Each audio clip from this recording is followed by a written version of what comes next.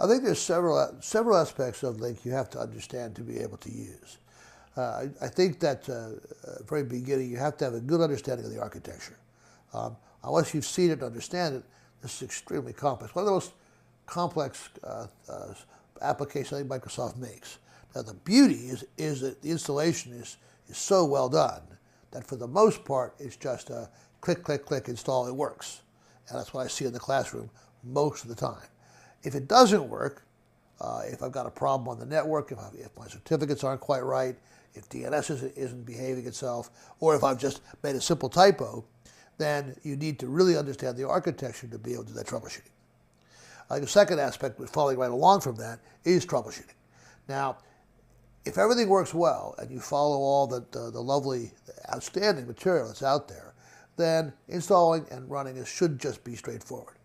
But when it's not, you have so many complex pieces, you've really got to understand the architecture to be able to know where to troubleshoot. Now, we see this in the classroom all the time. Students make mistakes. And so I can't walk up to a system and say, I know what mistake you've made. I have to go right back to basics. Where's the server? Do I have network connectivity to it? Can I get there with DNS? Is the certificate correct? Is the service started? All this stuff, which is just good, solid IT pro stuff, we have to follow. So you've got to understand the Lync architecture to know where to ask the questions. I think the second aspect is there is a tremendous amount of really high-quality documentation out there. A planning guide, a deployment guide, a resource kit for more information. There's another 300 megabytes of protocol definitions. So there's huge amounts of information out there. Not to mention all the blogs and so on, both Microsoft and the MVPs put out.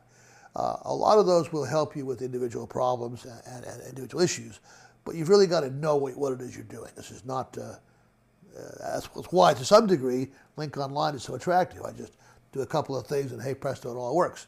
And all the complexity has been dealt with by Microsoft.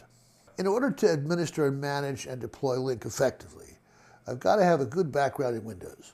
So I've got to understand the Windows architecture, broadly the Windows architecture, service architecture. I need a reasonable understanding of Active Directory. I need some understanding of SQL. I need some understanding of the obvious networking components, a little bit on IIS. Now, I don't want to make it sound like I've got to be a guru at all those things. The beauty of the deployment guide, the planning guide, is that they outline in pretty big detail exactly what you have to do where and walk you through that. So it's extremely well guided. But there's a lot of pieces there that you just have to be aware of. This is not for someone who's just learned how to spell Windows. This is for your typical admin who's been at the company 3 or 4 years, knows the basics, can be reasonably good at it. Obviously, the more depth you have, the better. If I'm going to be running a 100,000 user installation with enterprise voice, then I'm going to want to have some pretty good technical folks. And they need to have some pretty good skills.